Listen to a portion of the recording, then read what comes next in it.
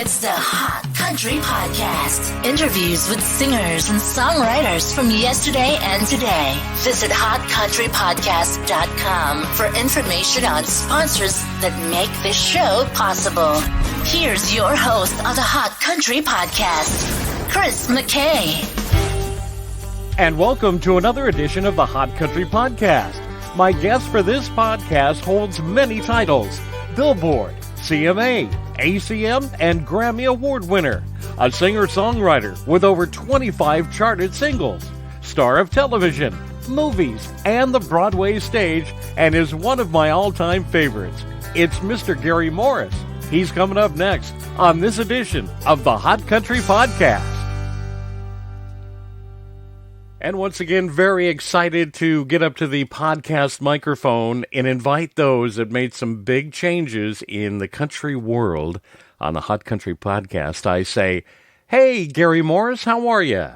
Well, I am just great. I'm great. I'm sitting here at my place, a little place called Chromo, Colorado, 31 miles from the town, and it was a glorious red sunrise this morning, and I'm glad to be talking with you, Chris. I tell you, this is one of my biggest thrills. I tell you, there was a time in 80s country. I started in the outlaw years in the 70s, made my way through pop country of the 80s, and of course, hot country of the 90s.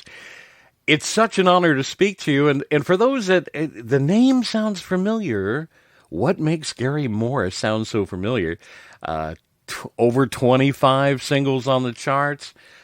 He was one of the early, I'm going to say early adapters to the song Wind Beneath My Wings, which of course from his early version. And Gary, if you don't mind, if I could say something real sweet about that recording you did, I figure there are songs in the world that other people shouldn't record if their heart isn't in it. And I have to tell you, between you and Bette Midler, you sung that song from the heart. It's like listening to Roberta Flack do, Killing Me Softly. Nobody else should do that, because they actually sing the pain of the song, and in your case, sing the praise. So that was a great, great hit. Did it hit number one is the question. Well, no, it didn't. It went to number 3. It's interesting how that all evolved, too. My philosophy about being a singer, it's not about making a record, but being a singer is always that you get out of the way of the song. You let the song be what it is. That's why, you'll appreciate this, especially after I recorded Wind Beneath My Wings, and we sent the recording to LA they do parts before they make the record, blah, blah, blah, blah. And I got a call, an emergency call. I was on a softball field with Warner Brothers playing in a little tournament, and it was the head of marketing or promotion in LA for Warner Brothers. And he said, "We have a problem with this record." And I went, "Well, what's wrong?" He said, "Well, there's nothing on it. We must have lost some stuff." And I went, "What do you mean? It was just your voice, a couple of guitars, and then a couple of voices. Where's the rest of the record?" And I said, "That's it." And Carl said to me, he said, "Are you trying to kill your career?" Oh. And I had a lot of that kind of stuff, Chris, after, Headed for Heartache and Velvet Chains and Don't Look Back, and those songs were all up-tempo shuffles that they're for people to dance to. Right. That's really my cup of tea. But soon, I even had radio, jocks across the country say, "You got a new record. Are you making this one for you? Or are you making it for us?" And I'm going, wow, I don't know how to answer that. Wind Beneath My Wings, I'm glad, and I don't mean this in any kind of disparaging way, but I'm glad that I don't have to sing Achy Breaky Heart every night. I get to sing a great song. Again, you sang that song from the heart, and I think that maybe during that pop country era, the decade that we had, I think people enjoyed hearing that ballad and giving it the chart success that it had. But again, it's what really introduced me to you. I tell everybody, I said, hey, listen, I one of my biggest thrills, I get to interview Gary Morris. And I said, there was a time in the 1980s you couldn't turn on a country radio station without a Gary Morris song playing. It was it was just all part of who you were and what radio still is. I mean, it's a whole different animal now, which leads me to believe, why did I create the radio station I have? Because nobody was doing what I was doing then, and they're certainly not doing it now. And would you be classified, and correct me if I'm wrong, is it a balladeer where you started going into that direction? Or what is it, a songsmith? What's the right terminology for Gary Morris? Well, first of all, I'm a singer-songwriter, and the bulk of material on all of my albums is songs that I've written. Mm-hmm. But I've never turned down a great song. And I listened to, through the years, thousands of songs. And I would never turn down one that I thought, man, I can sing that and mean it, and it's a great song. But I've always considered myself a balladeer, if you will. Right. That as I tour now, I tour almost exclusively a solo with 3 different guitars, different tunings, and I can do basically any of my records. But the real jewels and why I still go out there is I get requests every night, Chris, for songs like Bed of Roses or Heaven's Hell Without You or Plain Brown Rapper, right? Leave Me Lonely, songs that really weren't the up-tempo let's go dance. And you're in San Diego, and it's different in San Diego than it is Texas. In Texas, you can say the Pledge of Allegiance and someone will get up and dance. I mean, right. Just a different mentality. So I didn't grow up. I grew up in a Southern Baptist home. We didn't have any alcohol. I didn't go out to dance halls. I went off to college and I played football and started singing with a little trio. But I always sang in church. That's where I learned to sing. Well, you were talking about your ballads that people love to hear, and I didn't hear you mention my favorite, the Love She Found in Me, which is probably my all-time favorite ballad, that when you can listen to that and then listen to the words.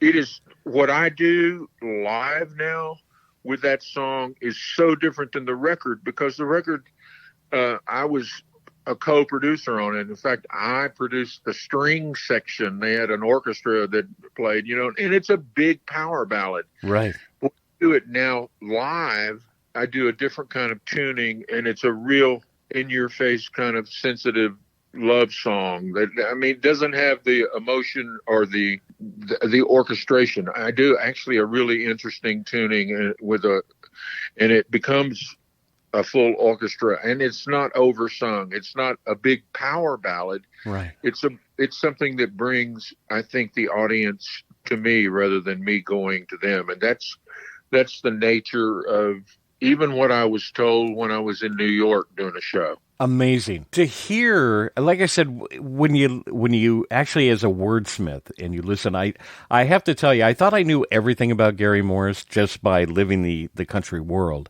and bits and pieces. I did sneak over to your website, which, by the way, I encourage everybody to do. You'll find he's got a blog. He's a podcaster like myself. He's very active. But one of the things I saw, Gary, was you had, I believe, it was a video on the very front page about songwriting, and if you wouldn't mind summarizing, your advice on songwriting was amazing.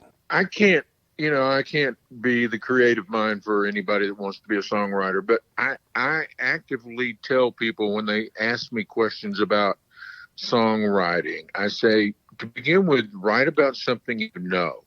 You'd be surprised at the things that you know about pain, whether it was you got your hand caught in a door, about love, whether that love is with your cat, your dog, your girlfriend, your boyfriend, the things that you really know. And another thing I also tell people I mean, we could spend a day talking about songwriting, but another thing, write about what you know, keep it short and keep it simple. And it's like the shortest distance between two spots is a straight line. Right. Don't worry about rhyme. Yeah. I get so many songs pitched that, they have a rhyme at the end of every line, and rhymes are important in poetry, and should be something that's rhythmic and rhyming. Right. I had a number one record called Leave Me Lonely. Right. I'll just say the lyric and then you tell me where the rhyme is. Leave me lonely, leave me alone. I got somebody special waiting back home. She saves her love for me. I save my love for her. Now, there's some internal rhymes. Right. And I mean, you've listened to a gazillion songs. The rhyme scheme in Wind Beneath My Wings, I mean, it's not a roses are red, violets are blue. It's really a simple, that song is actually a limerick. Right. Poetically. And so, some very basic stuff. The first thing I tell people is write about what you know, and don't go about trying to write a rhyme that makes sense in a story. And I've written songs with some really great writers. Dave Loggins is one of them. He's had some monster hits. And we'll start with the rhythm section with the guitar, or just the two of us playing a groove kind of thing, and we'll be going la la la la la la la la run. Okay, this song's going to be about running, and I mean it's a kind of a natural flow, and then we develop a song. We wrote "Making Up for Lost Time," right? And he came to New York when I was doing La Boheme. We sat down and wrote that song, and I was thinking, both of us, that we'd pitch it to Linda Ronstadt and do a duet with her. But then Warner Brothers came in and said, "Hey, we really want a duet with Crystal for this project called the Dallas Project." So they heard it, and we ended up doing it in Nashville. So, I mean, but songwriting, it's not 4-verse poetry from my standpoint. There certainly are a lot of songs that are. But well, you had mentioned that pop, hot country sound, the achy, breaky heart thing. I understand the commercialism behind that, but country music has always been, as far as I'm concerned, a unique way of storytelling. To listen to writers and balladeers such as yourself, and to hear the mechanics that take place. A lot of people may not know this. When you left, and I don't want to say you left country music, but you left. You took off and you said, "I'm going to try my acting career." You had just touched on La Boheme with Linda Ronstadt. You did Les Miserables. Many people probably don't know the work that you did, and I know that there are probably some women and maybe some men out there that may remember Another World, where not only did you create a great song, Another World, you did that with Crystal Gayle as well. It became the theme song for that soap opera in the 80s. You were on the Colbys. You were my favorite singer. Wait, I'm going to remember here. Wayne Masterson. And I was a blind singer who, through the magic of television, in 13 weeks, got my vision back. Isn't that crazy? And then you get your house back and your dog back and your truck back, and life is good. Right. And here we are speaking to Gary Moore again, over 25 records on the charts. I was speaking with Jeff Carson, and his first single was a tune called "Yeah, Buddy." And it was one of those pop songs that you couldn't help. You want to get up and dance. And when we spoke about it, it never broke the top 60. But, to use the phrase in radio, we burnt the hell out of that 45. It played, the listeners loved it. So chart numbers, to me, that was my early lesson in really understanding the charts. That can be so totally manipulated. But yet the listeners sit back and they go, "I love that song." And it's funny, here we go, 40 years later, I imagine you have an entire audience that can sing word for word for word a Gary Moore song. Yeah, it's really cool. And I'll just make a slight correction. Okay.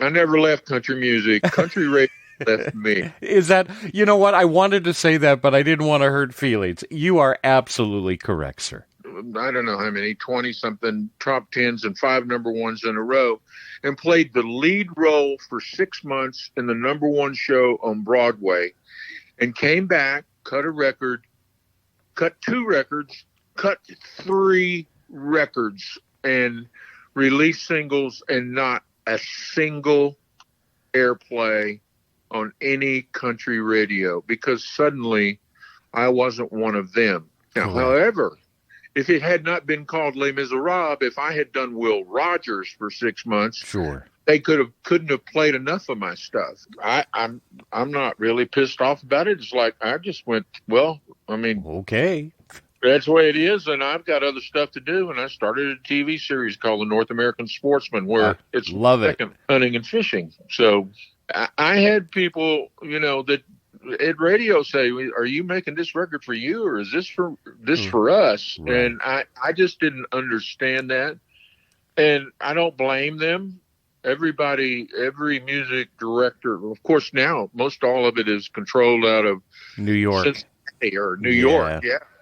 And playlist went to 10 people, and structure of country music. And country music, you made an interesting comment early on about what a song meant and what, the heart of it. Well, tell me what the heart of country music on top 40 country radio is today. I can't figure that out. Yeah, we're too old to figure that out. So it's one of those things. I totally agree with you, Gary. The country radio, for me, there's this 30-year thing for me where my humble beginnings with Outlaws and then going out with Hot Country. And there's a transition there. And like you said, and then when you'd listen to the balladeers, my wife is probably my best sounding board. And while we're driving across the country and we're listening to, what I would listen to on a country radio station. And as time went on, she started catching on to what I was saying. There were few that could do it, Gary. And don't feel bad that country radio gave up on you, because what it did is it opened a lot of doors elsewhere, which has turned out very well for you. But what I listened to my wife as a sounding board, and one thing she told me was, "Oh, that's the Bakersfield sound, isn't it?" Why, yes. And she started to learn that terminology, and there were very few artists that could do that crossover.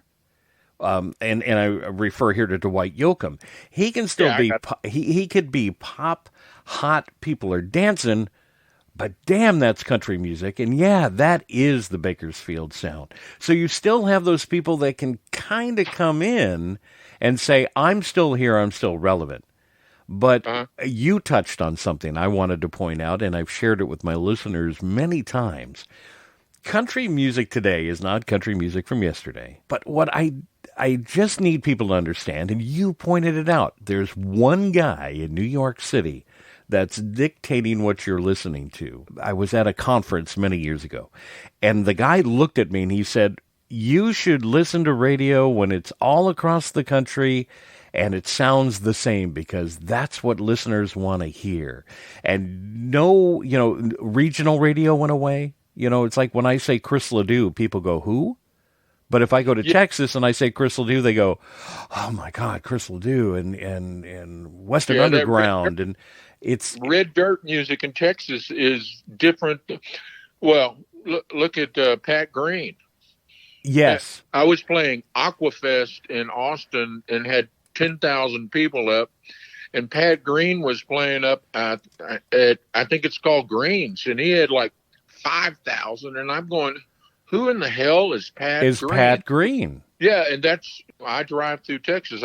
I played there a lot. They call it red dirt music. And I'm listening and I go, I don't know who that is. There's a whole new subset in Texas trying to keep it real. Yes. I'll tell you one quick anecdote. I had a song I think this will play on this in Texas music, and I sent it to two promoters down in Houston who I knew were big fans of mine, and they called me back and said, if you'll go back in the studio and you'll put an out of tune guitar in it, and if you'll just miss a few notes a little bit, I think that we can get this played. And I went, I kind of witnessed that same thing here in Southern Colorado. Going out and hearing some bands, and the best players in town are still out of tune, and I'm spoiled in that Nashville circle of players and studio singers. They're dead on. Mm-hmm. They can play anything, and you go to the real world, and there's not hardly. This is not a negative; it's just a reality. Right. The local band doesn't play; they're not in tune. Right. And the local band singer who everybody loves doesn't sing in tune, or maybe they do. I'm not. It's not a point. It's just a point of reference to say is not particularly good. Real right now. What I don't like about country music can be summed up in a couple of words: automation, sure, tuning, and rhythm tracks. We wouldn't even cut to a click. Right. Whenever this is a tempo, let's play it. Right. It's all programmed. Well, there is a handful of us out here that still appreciate, and I want people to understand, and I imagine you feel the same way. My taste in music is so eclectic, and I don't like opera, but I can appreciate opera. I don't like rap. I can appreciate rap. There's an artistry in everything. I mean, whether you walk outside your door and look at pretty scenery when you wake up in the morning, or you look at a piece of art in a museum, you have to appreciate everything that's being out there. But I'm like you.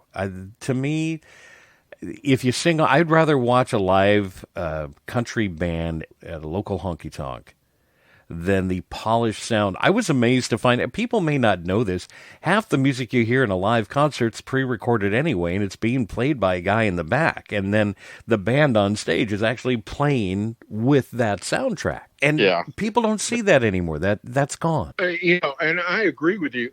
If you'll take some rap songs, I was actually in New York with Francis Preston from BMI in the early 90s, and they were trying to figure out how they were going to license rap, because there was not a melody, and a real licensing problem.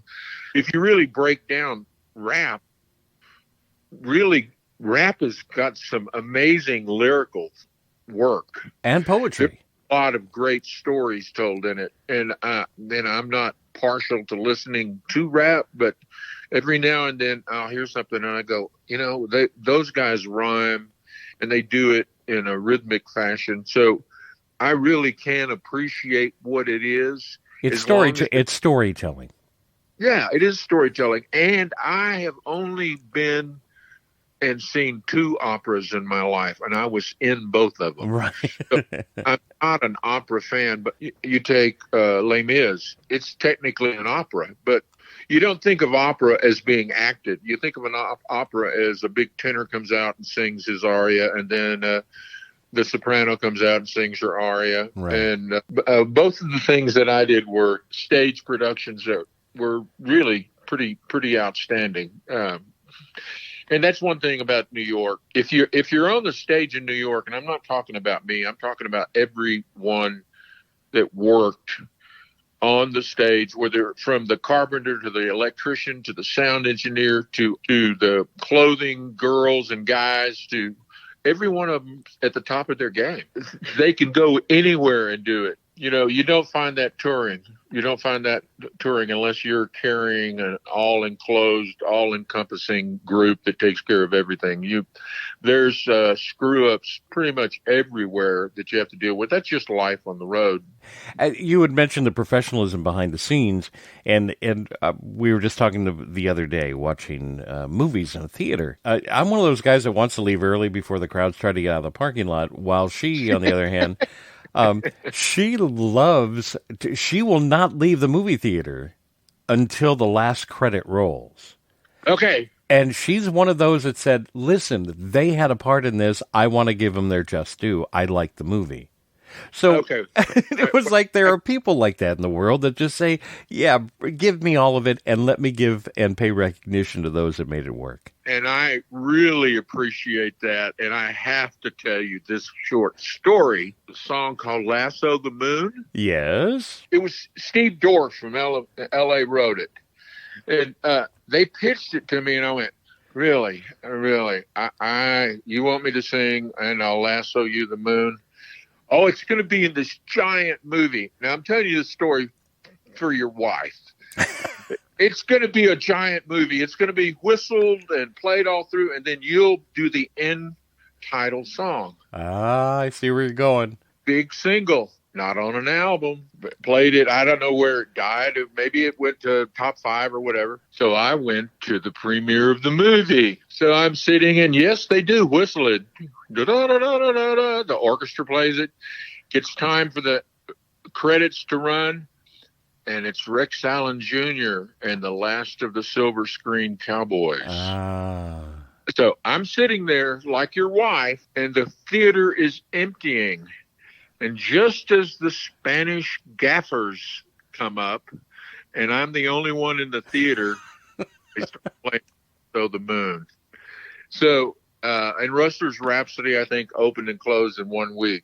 So I kind of refused to play that song on the road for a while. It was just like, and you know this, you have X number of weeks life in a song on the charts. Yep. And I had no albums. So it took up my lifetime during that time. So if your wife had gone to see Rustler's Rhapsody, there's a good chance she did not, but she would have known as the Spanish gaffers came up that was me singing Lasso the Moon. It's all learning. It's all a learning curve. Oh, that's funny. And you know what? Has she seen the movie, she'd probably tell you, oh, yeah, when the Spanish gaffers came up, that was that's your buddy Gary Morris. You love being on the road, don't you? I love the interaction with an audience, and I feel like there was a calling. I'm supposed to do something more than just, go be a school teacher or a football coach or an investment banker. I'm supposed to do something that is bigger than that. And, I was given this voice. I've never had any music lessons. People don't really realize that. They think I'm a trained singer, and I'm not. I learned to sing in a church. I bought my first guitar chord book when I was in the 8th grade, bought a guitar, and I taught myself how to play guitar. And it's my gift back. There you go. And I'm 72. I'll be 73 in December. God bless you. Thank you. And I can still sing. So, a lot of guys, by the time they're this age, their pipes are gone. And so I'm certainly willing to go out there and do it. Well, and it's interesting you say that. You can see some of the artists that should just simply retire. You're done. Yeah. Go out on the top. Don't go out on the bottom. And yeah. I caught one of your videos, and you are still as strong as the day I first heard you. And that's kind of segue here. As you go out and you've explored many genres of music and the way that you've written your music and the way you sing your music. Recently, you teamed up with two of my favorites, Bailey and the Boys. And then notice that you did Sense of Pride, which is one of those, for those that don't know, he's brought it up through this interview many times. He was born in the Bible Belt, and he certainly was born in the church, and he sang in the church, which gave him his foundation of where you are. But for you you three to team up together. For those that don't know, Michael and Kathy, I would say they popped into the industry in the mid to late 80s and then through the early 90s. But you collaborated with them with the Texan by the Grace of God. Share that with me. Pam Lewis, who's my publicist, was the one I was saying, I need to find somebody that I can go in and do a record with that will understand where I come from. I mean, I don't want to make a phony record. You know, I'm at this point. I've got these songs, and she said, Michael Bonagura, at least go check it out. And I went over and sat down with him, took an acoustic guitar, and he picked up one and went like, "Oh yeah." I had known Michael and Kathy before they got their deal. Right. They used to play at a little bar right across from a building where I had my publishing company, and I'd go in there and sit in the back, and then we talked about them, and then they of course got their record deal. Michael and I just started cutting some tracks, and I was singing live on it, and then of course Kathy I got to sing too. His studio is in his house, so because of hanging out with him, I mean, not only as an engineer, but as a player, and as Kathy as another voice. And then, of course, I met Alyssa, who is a little child prodigy, as a grown woman now, who's just unbelievable. They suffered a lot because of the industry, what it was at the time, and who pulled strings and what didn't happen. And you know, we go into that, Chris, we go into that. Those of us who do this because for the love of music, we really love what we do. We go into it blind, and you'd maybe take the advice of someone you call a manager or an agent, and they only make money if the cash register rings. Right. And then the producer only makes money. They become, I mean, the record label. And this will piss a lot of people off, but the truth is they become building stupid. They don't go out. They don't know what the world is. They don't know what they're doing in Oklahoma or Texas or Wyoming or California or Oregon or Idaho or New York City. They don't know what they sit in an office and say, well, that sounds like we should get that played. That should be a hit. Right. And so, you know, I came up with that talk they're building stupid. Nothing to do with their intelligence, just their scope of what people really want to hear is in bricks and mortar there where they work. Well, you know what, if I can add to that, and this will piss people off, they're not picking the songs that they think people want to hear and listen to. They're now influenced by the pay for play, and nobody likes to touch on that the New York exec, that building stupid that you're talking about, would fight to his living death to make sure you added a record into your rotation, not because he thought it was a great song, not because he thought it was going to hit the top of the charts. He did it because he has cash in his pocket, and his job is now to promote that and get that on the air, whether it's a good song or not. And then there were people like us, you, myself, a few others across the country that said, you know what? I brought it up earlier. I'd rather play Chris Ledoux here. We have a rodeo coming up. Chris has got a single coming out. We're going to play this one. Oh, no. I need that spot. You need to play this.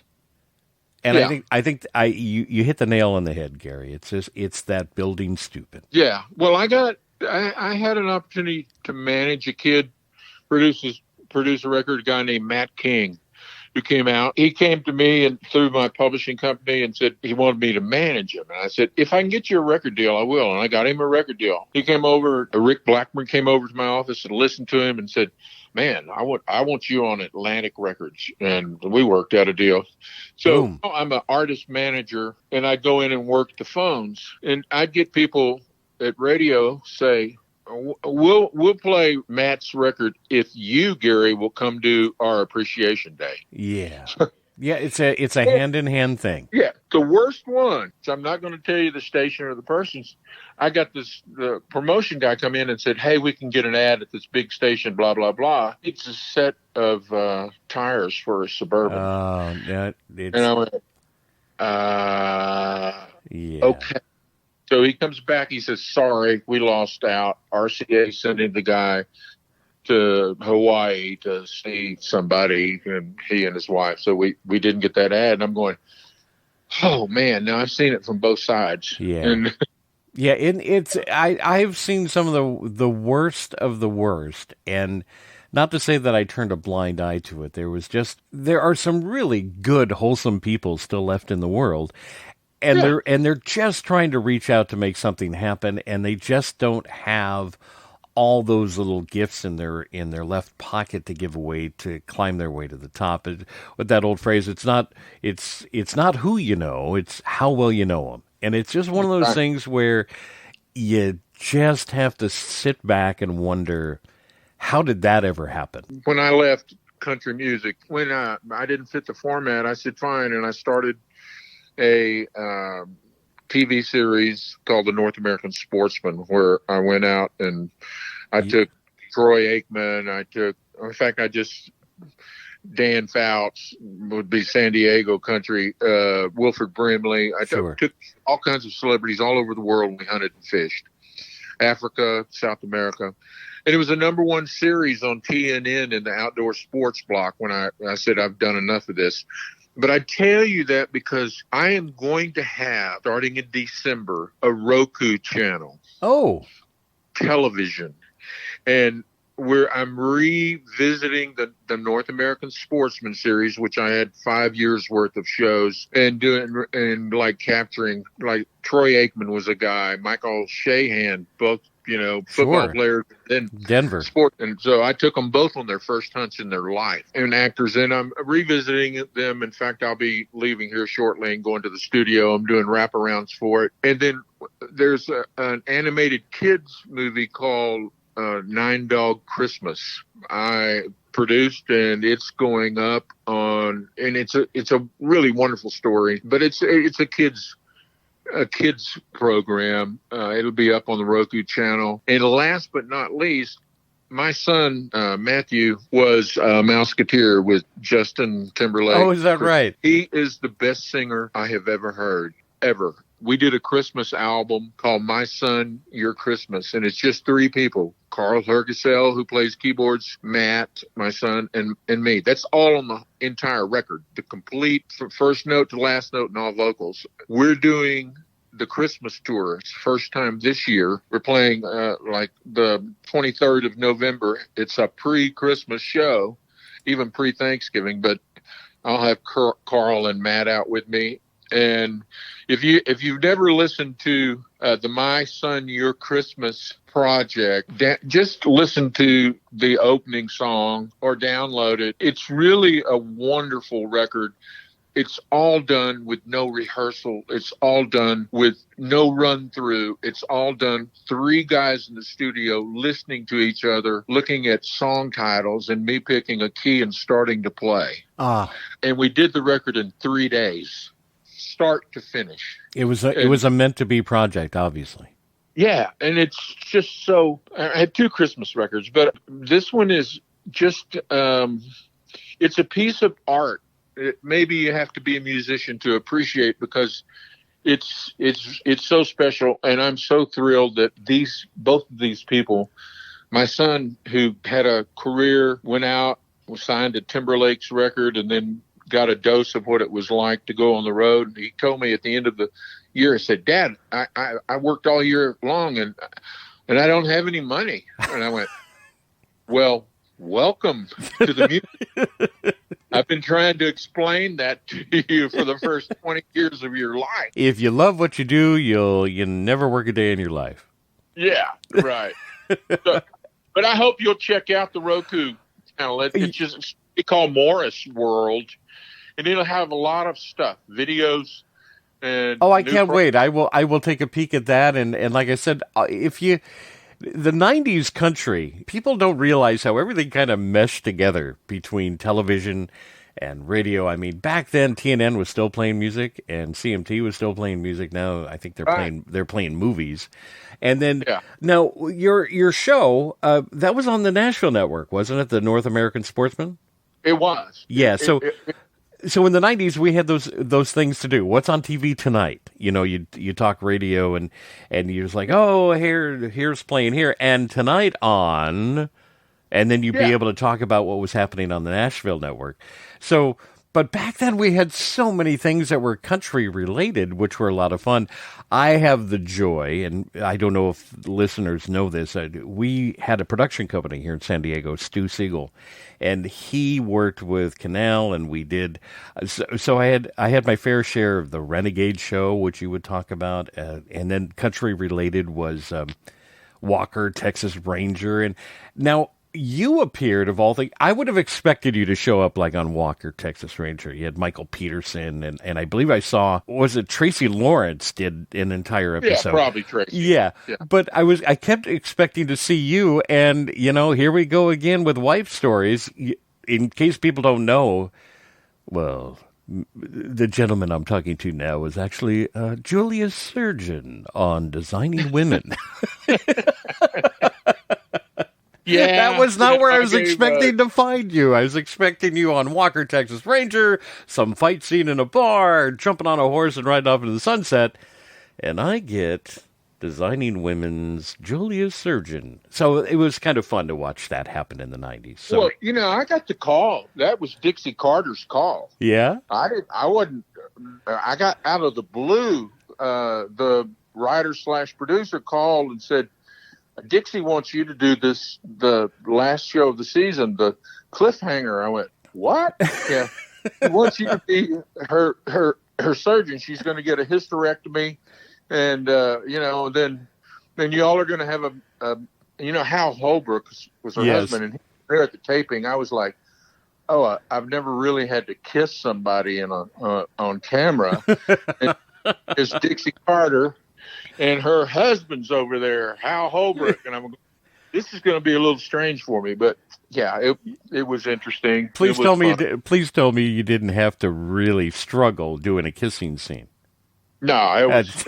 I just call some people and ask them about how to kiss them appropriately on camera. Gotcha. And, well, I have to tell you, I still remember. I'm trying to remember the station I was at, and that was 91, 92, 93, somewhere in there when you did that show. And I still remember talking about you going to be on television tonight. That was the way that we were going to talk about what was happening in country music.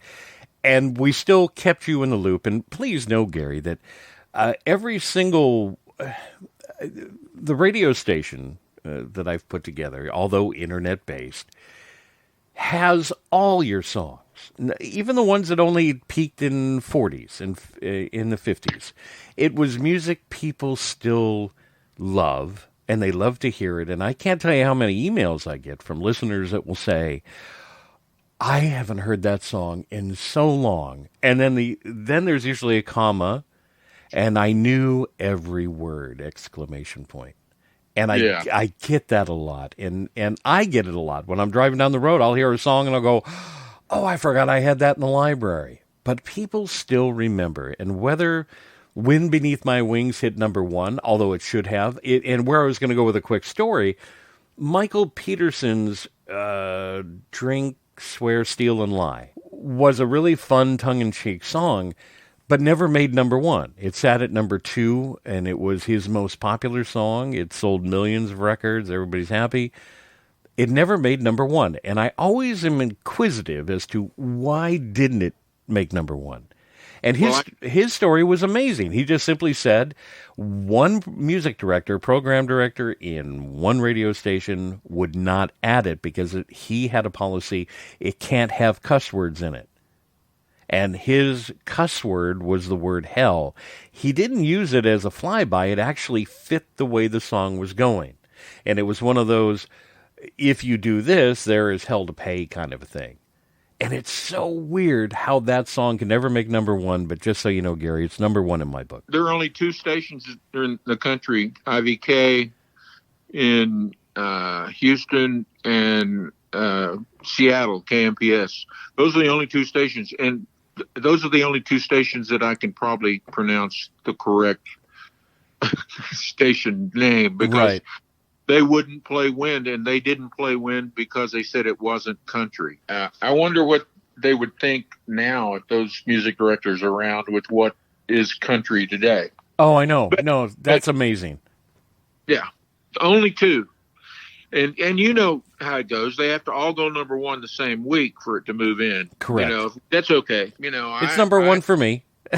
and probably a couple of million people around the U.S. People sending emails or texts. Hey, when was my favorite song?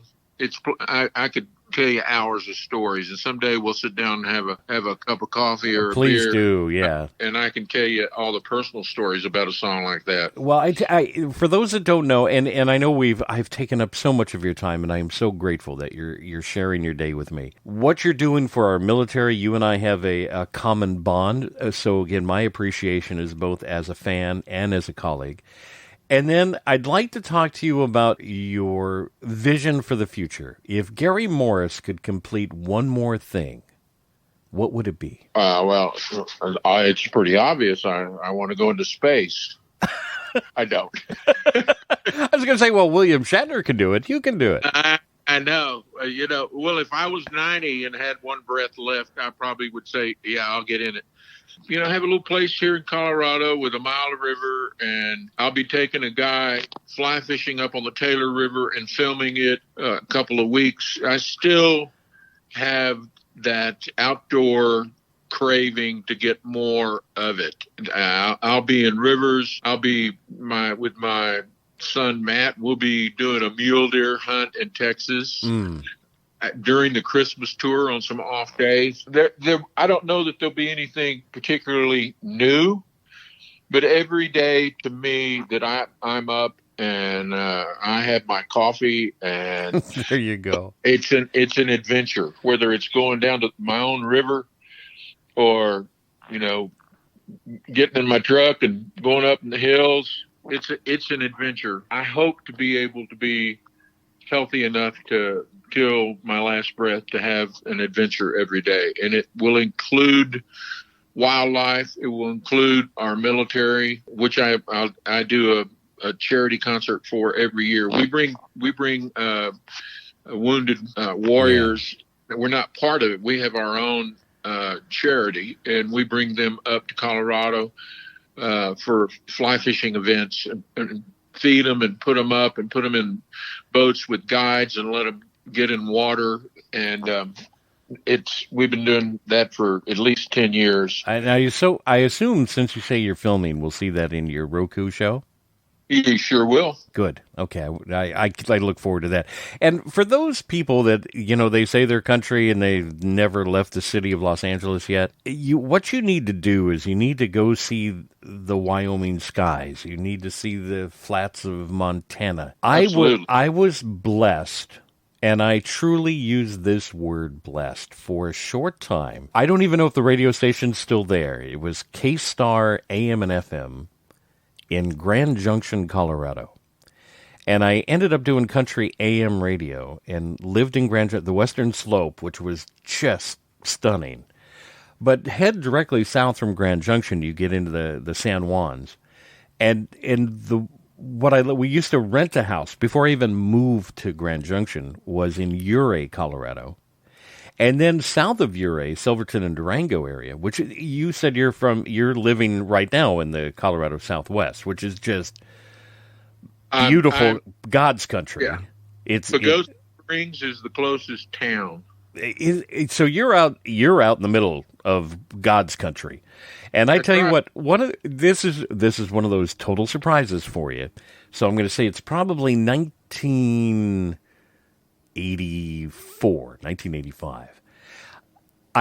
I want to say it's Silverton. Yeah, so we go into Silverton, took the $1 Million Highway, did all the things we were supposed to do, Copper Mountain and such.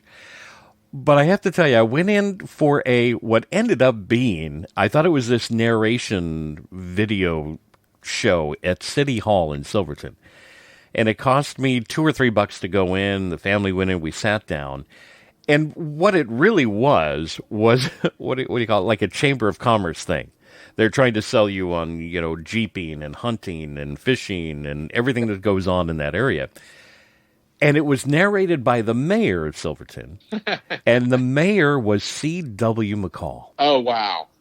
So it was the most amazing night. Can you imagine listening to a presentation from probably one of the best homespun, off-key, off-note singer-songwriter men in the world telling you the story of Silverton in the Colorado Southwest. Folks, you need to go to the Southwest of Colorado. You need to see Silverton and Durango. And I mean, that to me is a memory I will never forget. Well, something you probably don't know that I didn't know is, you know, the Grammys, the actual Grammys that are presented. Sure. They're made in RIAA. Oh, we vacationed every year. I could probably pop it up on a Google map. Catty corner to the RIAA school. Literally catty corner. This is the house we would rent every year. Well, the reason I'm in Colorado now and where I am is we vacationed in Lake City. And went down through Silverton and RIAA and Durango, and then ultimately, you know, after doing a stint on the road, I said I'm going back, and it's 31 miles from my house to Pagosa Springs. Oh. So that's removed I am from everything. Well, you know what? You're in a beautiful part of the country, and no wonder you're inspired to write and to sing what you probably wake up to every morning. There were, many years ago, somebody was complaining about all the visitors that come to San Diego and down to the convention center and how the traffic is just horrible and they can't stand it, and you can't get down to Restaurant Row. You can't do anything you're doing. And I remember one guy looking over at somebody who was complaining about the traffic and the problems, and they said, you know, when you went to work this morning down the 5 and you looked over at the ocean in La Jolla, there are those people that are trying to cross the crosswalks here. They're here on a convention that have a picture of that on their refrigerator, and they look at it every day thinking one day they get to live there. Yeah. So you're there. Enjoy it. Embrace it. Again, thank you. I know, Gary, I have taken up so much of your time. We'll probably have to make this a two-parter. I want to take you up on your invitation for that cup of coffee or the beer. Either one. I would love to just sit and listen to you and talk to you.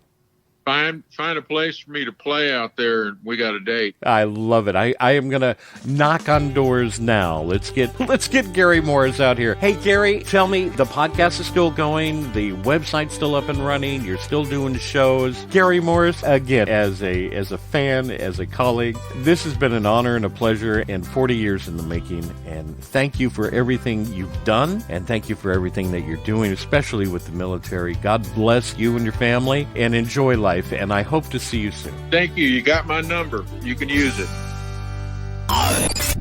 Thanks for listening, and be sure to visit hotcountrypodcast.com for information on sponsors and interview opportunities. The Hot Country Podcast, available everywhere you download podcasts, and is aired on country radio across North America.